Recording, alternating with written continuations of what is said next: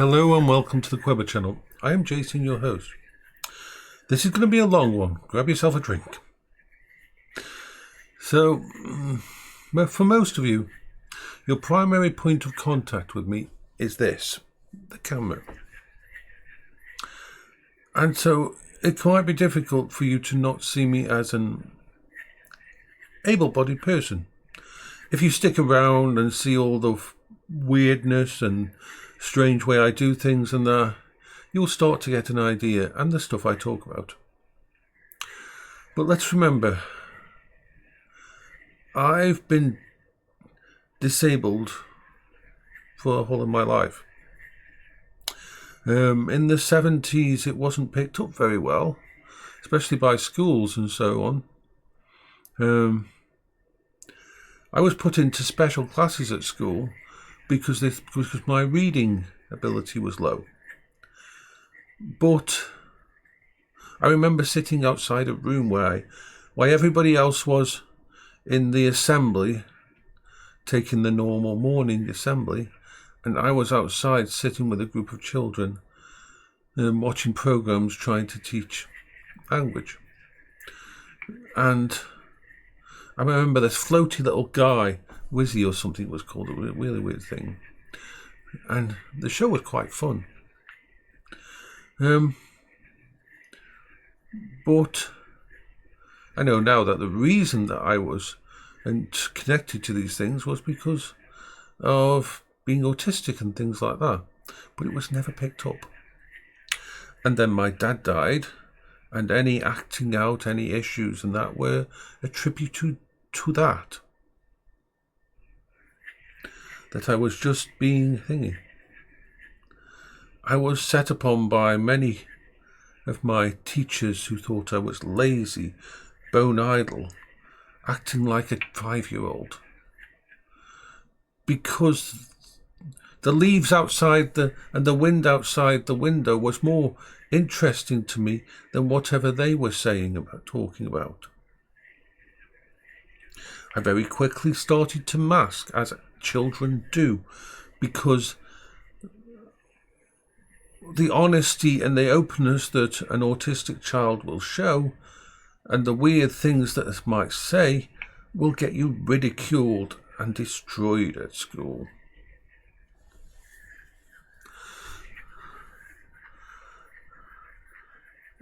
Whenever I left the house or I had to be outside, I would find a corner, I would find a hidden place, I would find a garden, I would find an overgrown garage or some place to be away from people. Instinctively, I wanted to be, I didn't want to be in contact with people. I didn't want to look at them, I didn't want to talk to them, I didn't want to spend time. I was just seen as the odd one. I had a motorbike when I was a teenager and I stripped it to the bare metal, every nut and bolt, to know it better. I got involved with air rifles and I took them apart and rebuilt them and tweaked them and became special interests in computers and games. All these things that should have flagged me. And when I met Paola, she became my anchor, my focus, my special interest. I freely admit now, and Paola knew at the same time, that one of the reasons that we stuck together for so long was because her cancer was incurable and therefore it was a problem I couldn't solve for her. I hate thinking of it that way, but yes, I loved my wife. Yes, we were together for many other reasons, but one of the big reasons that we were together and that I could cope for 20 years looking after her and wasn't because I was a good carer. It was because it was a special interest to me. It was a problem I had to try to solve, and I couldn't. Every day there was new problems, new side effects from the medication, new challenges. When she developed diabetes due to the medication, I took it on as a personal special interest to figure out a way to create a eating regime and everything so that we could get her back out of diabetes, which we did. I spent 20 years trying to fight a battle I couldn't win. And it consumed my autism specialist, my ADHD focus, and everything about me.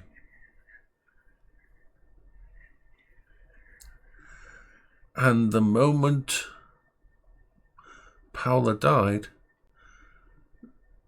all of my coping strategies were torn away from me, were destroyed in that moment.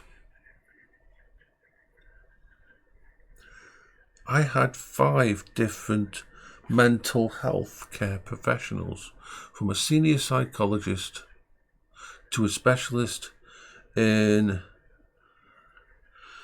a specialist in bipolar studies, all trying to help reconnect me with the world. And they all failed. Once my mask was torn away from me, there was no going back. There was nothing I could do I could never mask again. It was gone. That ability was gone completely. It was like a part of my brain died with Paula. And I had nothing. I was floating.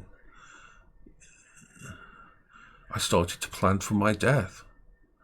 I made very accurate plans for how I was going to end my life and the way I was going to do it, so that I didn't cause issues for my friends, so that some stranger wouldn't find me. I started saying goodbye. If you go back to 2019 at the beginning there, 2018, right, really late, you will see me. Because remember, at the same time, 7 days after Paula died, I was given the diagnosis of having bowel cancer. I had just not even fucking buried my wife, and the universe was kicking me in the fucking nuts and telling me, oh, by the way, yeah, you've got cancer too.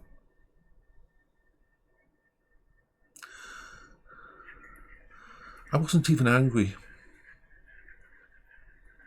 And then, of course, the PTSD kicked in, and I started repeatedly seeing my wife's death over and over and over and over again. That was a fun thing. Not. I was at the point of I had 2 options before I saw my last and my best mental health expert. The first was to be sectioned and taken to long-term care. And the second was an end-of-line event, an end-of-life event to check out.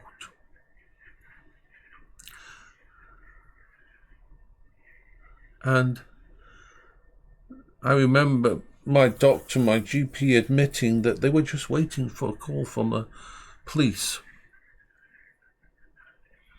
because they had tried everything. They had tried all of the step system, the group therapies, everything. They tried it all the stuff that's written down. My grief counsellor was at a complete loss, because every time my PTSD caused me to relive my wife's death, I was back at 0. I was back at the moment of destruction, the moment of being completely wrecked.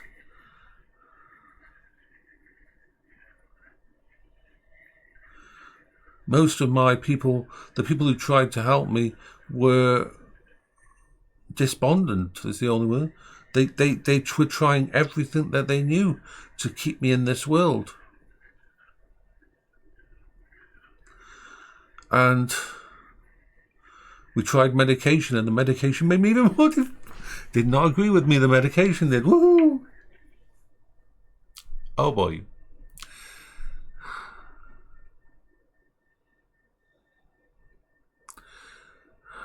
And then we come to now. So I was with basically 2 weeks away from ceasing to exist. I'd said goodbye to everyone. I had left messages on all the forums that me and Paola used to go to, thanking them for while Paola was alive, for being there for... I think the last one I did was one to the Marvel forum, just saying the last thing I'm going to do probably is watch Endgame.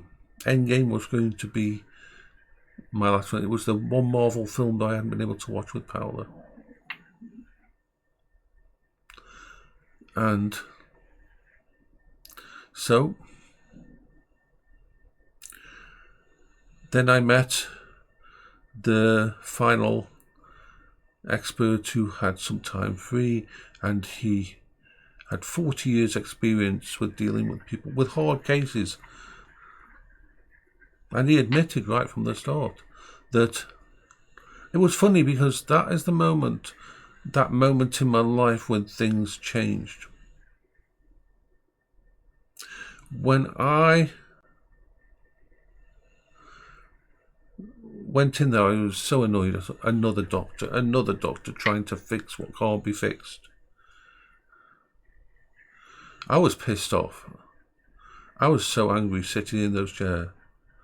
I sat down, and I still remember the exact moment, because he was sitting across the desk from me, and when I sat down, he picked up my medical records and that and started to read them. And my instant thought was, fucking son of a bitch. Couldn't you have spent 10 minutes reading through this before I sat down? I've only got like 15 fucking minutes with the guy, and he's going to give me some expert bullshit that's going to try to fix everything. He's going to... all this information he knows. Oh yeah, he's a fucking expert.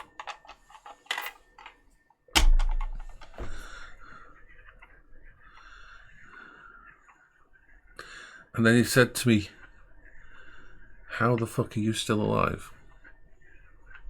That was the one phrase that I was not expecting.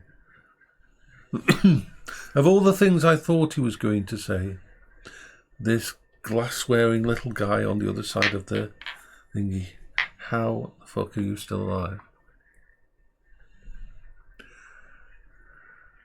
And then he followed it up with, I've dealt with people with half of what you're dealing with, and we haven't been able to save them. How the fuck are you still alive? What's keeping you going? And by the end of that first meeting, we had a plan. Get rid of all the other bullshit that everybody else was trying to get me into, because he always was just making things worse, and you could see that right from the start.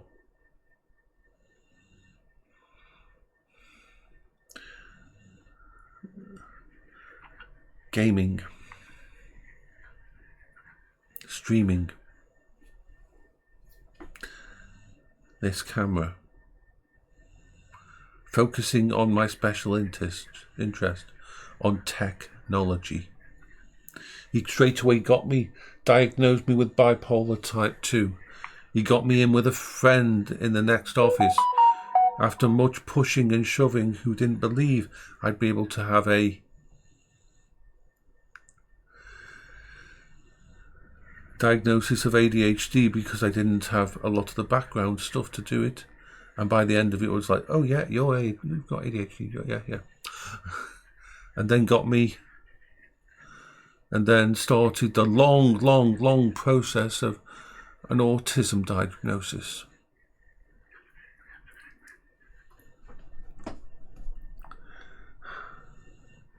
That one meeting changed my course direction.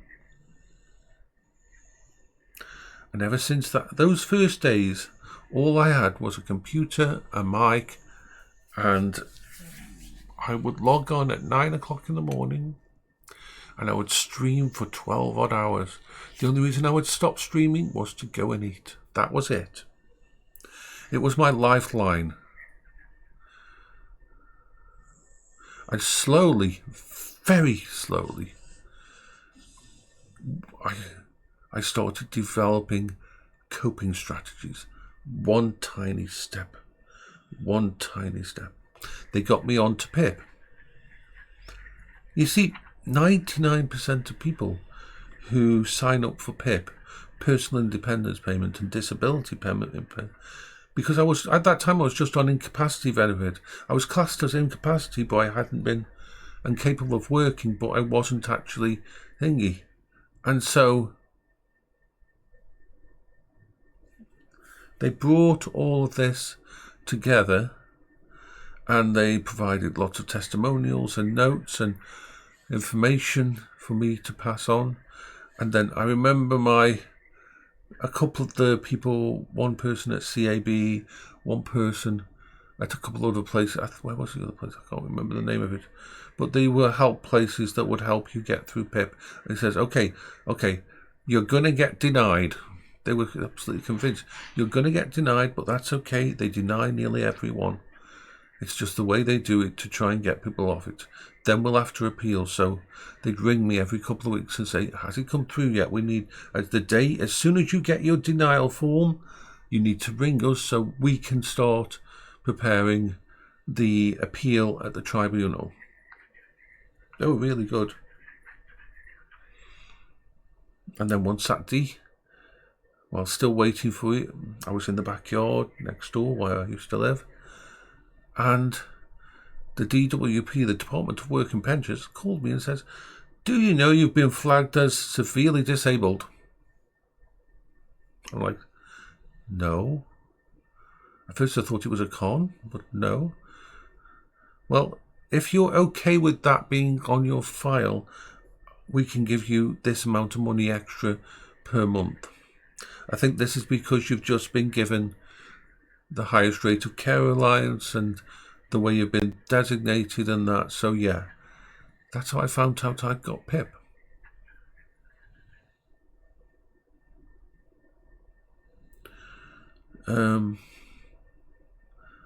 Knowing how fucked up my brain is to know that kind of shit doesn't happen. That kind of stuff doesn't go through. If the DWP themselves contact you like that, then you know your brain is pretty well microwaved and fucked up. I mean, you're not going to ever fucking do a job. You're not going to ever think you're in a situation. And PiP has allowed me all these years to expand my coping strategies, new computers, games, systems. Everything you see in this in some way has been funded by PiP, personal independence payment, to make it all possible. The extra money that goes on food, the extra money that goes on everything else.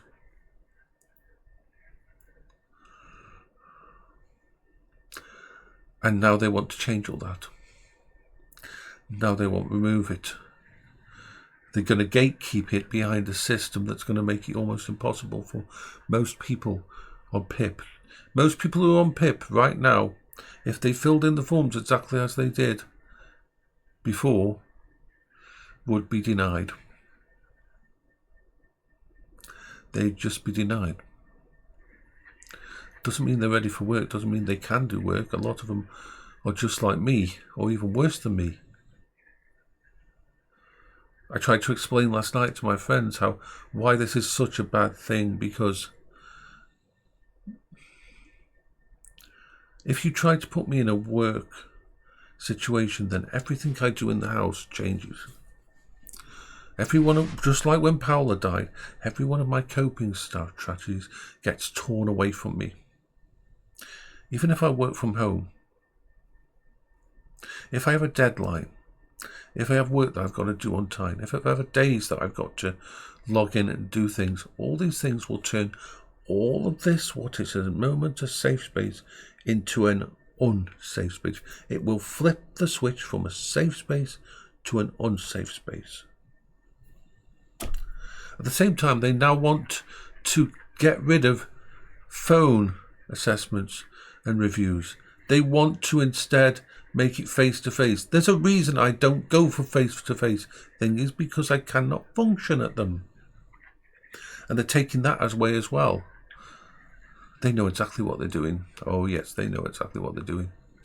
They're going to save 5 billion. They're basically cutting 5 to 6 billion from the disabilities benefits. And they're going to do it they're going to gatekeep all of the benefits behind these point questions, which means even though I've got lots of problems and I can't function and there's no way I can work and I can't really exist outside my safe space or my mobile safe space, I am going to be losing everything if it came in today. Thankfully, it's going to take years to come in. But now I've got that hanging over my fucking head. Every single disabled person now has this extra stress and this extra situation hanging on above their head. To know that there's a fucking good chance that in a year's time, in 3 years' time, however long it takes them to pull this stuff through, if it doesn't change, that we are basically dead.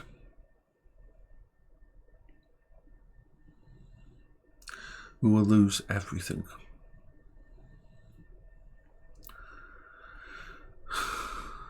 That is the problem.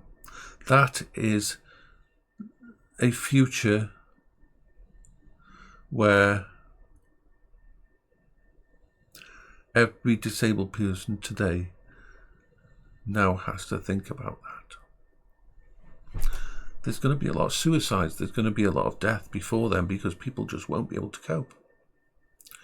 They won't be able to fight. Disabled people are exhausted anyway, just by fucking getting up out of bed. How can they deal with it? And they're pretty much saying that any mental illness, you can still go out to work.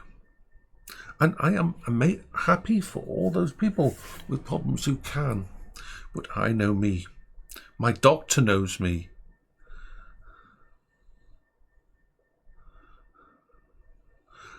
The DWP's own system knows me.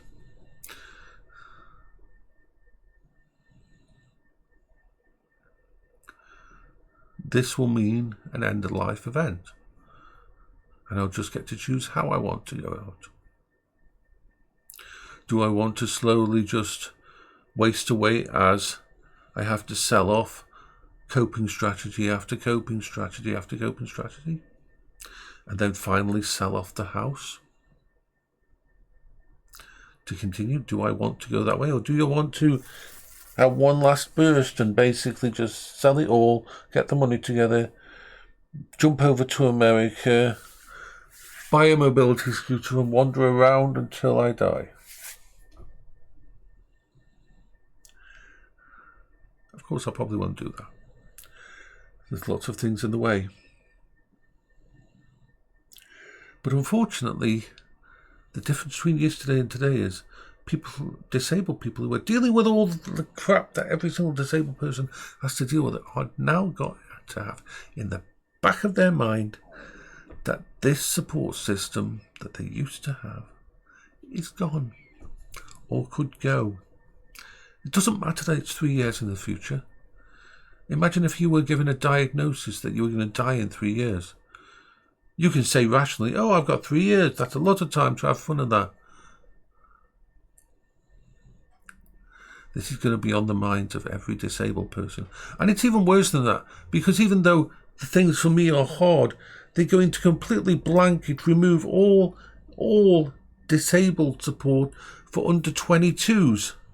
The fucking stupid people who did the announcement yesterday basically saying, hey, it doesn't matter even if you've got schizophrenia or stuff like that. You can go to work. You're a young person. You can be a productive fucking member of society.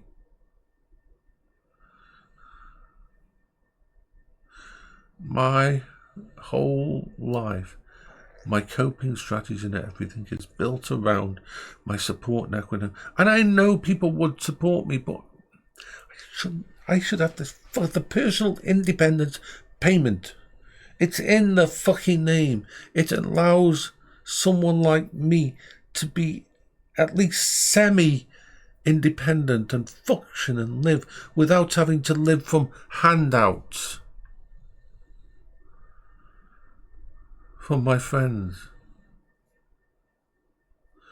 Think of the knock to my self-worth and everything that's going to do.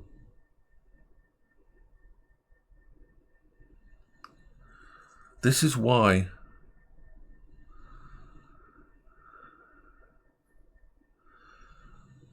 if you're in the UK, contact your MP. Explain to them how bad this is. Because the simple fact is, you cannot, without lying, say that you're improving and looking after and supporting disabled people in the same breath that you say you're going to cut 5 to 6 billion, which is from an already cut disabled person's budget that has been being cut by every government thingy. You can't. All you're doing is basically destroying lives. We're going to see an uptick in suicides over the next months and that. People who have fought to survive, to be independent, people who the PiP and everything keeps them going, families with children who are disabled who realise that in 2 to 3 years they're going to lose all the fucking support are going to become suicidal. They're going to go into depression. And this is what the fucking government wants. They get every person that dies is going to save them money.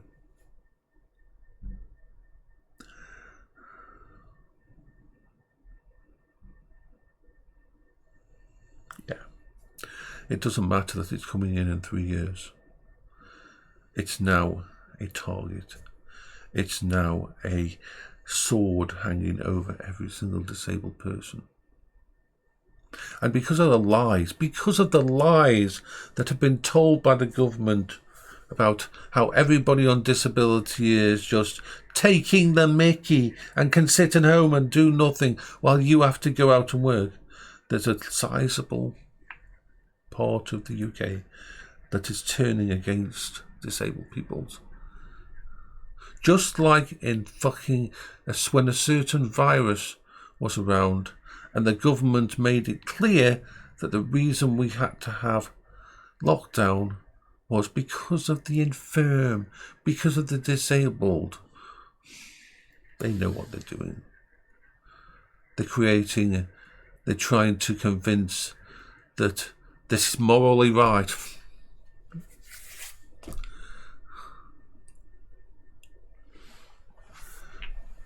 I don't know what to say. Thankfully, I have a lot of coping strategies, and I will survive for now. I feel sorry for those that don't have the kind of coping strategies and system in place that I have. When it's enough fighting, when a person has to fight to get up, fight to go to the bathroom, fight to go downstairs, how much more energy does that person have left? I'm so lucky to have all of the coping strategies and my support network, and my friends and everything.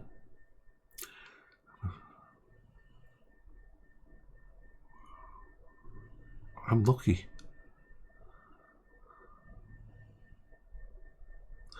But X, even though it is a bad platform, it's a good for reactionary stuff. There is so many disabled people falling apart at this moment in time. This government has done more harm with all these leaks, which were proved now to be exact leaks by the government just to test the waters. The exact things they were saying for the last 2-3 weeks in the newspaper came out. And every fucker said, oh, but I know a person who games the system. There's actually very, very, very few people who game the system.